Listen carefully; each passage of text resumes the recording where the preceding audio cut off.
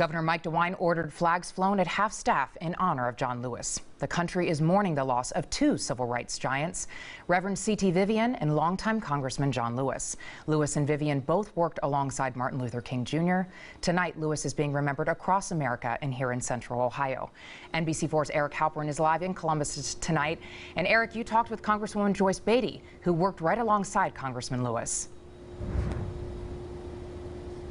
Audrey, they worked together for years in the Congressional Black Caucus. She calls him an icon, and she says what was just as great as knowing him as a person was knowing and getting to be around his passion.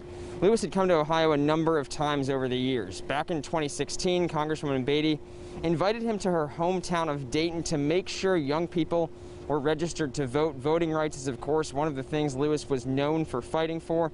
He'd also spoken at OSU and Ohio Wesleyan. On the 50th anniversary of Bloody Sunday, Lewis once again led a group across the Edmund Pettus Bridge in Selma. Congresswoman Beatty got a picture with the longtime Georgia congressman and civil rights leader on that day.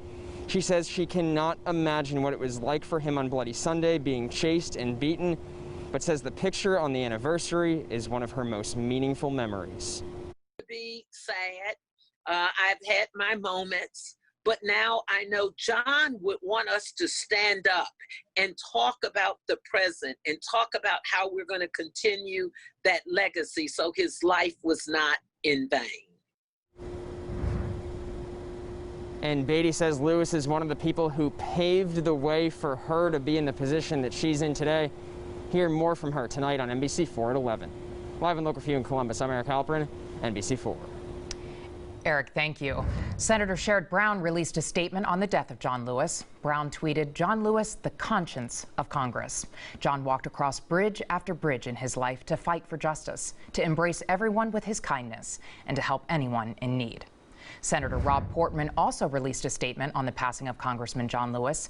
It says in part, "John Lewis brought together elected officials of both parties, including President Barack Obama and former President George W. Bush, in support of the civil rights movement.